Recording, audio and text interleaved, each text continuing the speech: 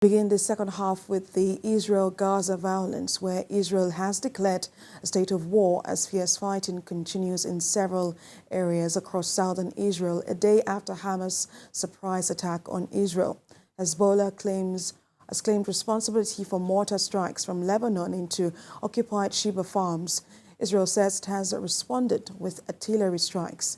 The escalation comes as fears of a ground invasion of Gaza are growing after Israeli PM Benjamin Netanyahu threatened to turn the besieged Palestinian enclave into a deserted island. The latest death toll stands at 370 Palestinians, according to health officials, and more than 700 Israelis, according to media reports. Hamas' operation came on the heels of widespread Israeli settler attacks, increased tensions at the Al-Aqsa Mosque compound in occupied East Jerusalem, and a record number of Palestinians killed.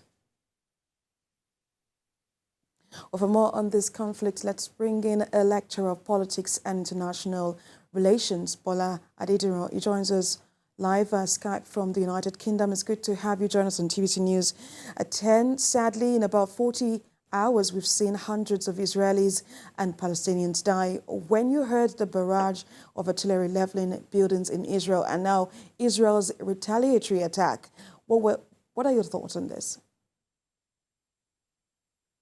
Surprised, really surprised by the sophistication of the Palestinian attacks. Surprised because in the recent past, what we've seen is that many of these rockets get into Israel, and the Iron Dome, which is a sophisticated missile defense system, manages to clear off most of those missiles and rockets attacks. But as you said, over the last 40 hours, we've been so surprised by not only the success of the Hamas invasion. Hamas has been able to launch multiple pronged attacks, both from air, from sea, and from land, and it has resulted in the worst casualty Israel has suffered in more than two decades. So I have been really surprised by what has transpired, and I think it is a clear failure of intelligence, security intelligence on the part of Israel. I know they're, of course, paying for that right now. For decades, the Israelis have waged wars against Palestinians. What's your assessment of the international community's responsibility in quelling the conflict? I think that the international community is complicit, and right from the beginning. In fact, if you go back to the genesis of this problem, the 1917 Balfour Declaration, which basically initiated the process, created the process for the establishment of a Jewish homeland for the Jewish people and the eventual creation of the Israeli state. That was problematic. In fact, the British were at the heart of that.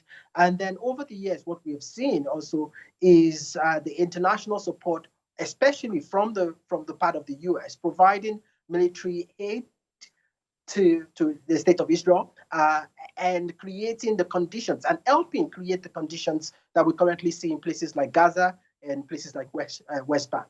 So there is a sense in which we cannot completely disentangle the international community and the complicity in fostering the kind of violence that we have seen in that region.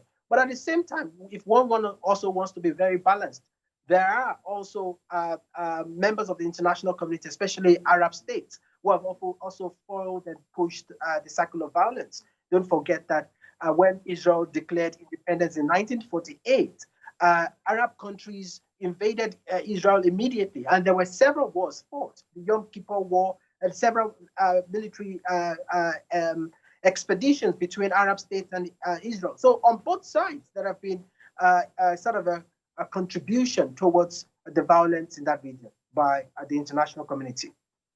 Is this in any way justifying Hamas' attack on Israel? Pardon? Could you repeat that, Is this in any way justifying Hamas' attack?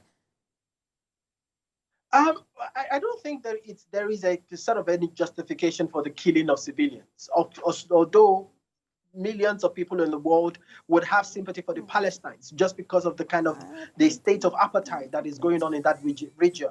They're under occupation by the Israelis, and we've seen thousands of people killed over the years. In fact, in this year alone, there have been more than 250 people, civilians, killed by Israeli defense forces and security agents. So there is some support and some sympathy for the Palestinians. But as you've mentioned, when civilians are being indiscriminately killed, one has to take a step back and show some human sympathy and be concerned about this spate of violence in that region.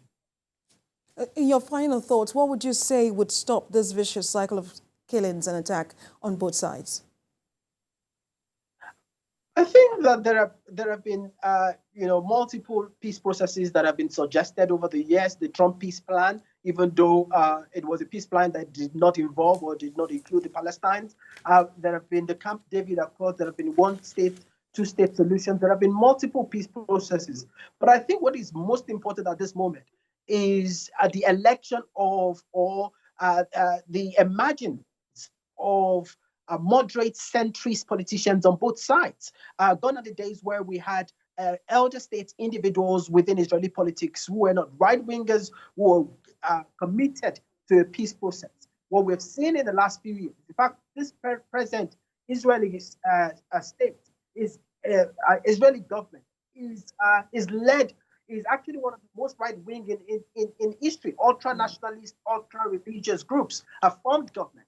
And what we're seeing is that they are pushing a certain narrative that has also escalated violence. So I think the emergence of moderate leaders who are committed to peace, who are interested in peace, and who are looking to some of the historical peace processes that have been abandoned, and looking at how to reinvigorate those ideas. I think that is the best course of action in this case. I might have to pause you on that. Hopefully we get you to speak on this issue in the coming days. Lecturer of Politics and International Relations, Bola Adediro. He joins us from the United Kingdom. Thank you so much for joining us on TVC News at 10. Thank you for having me.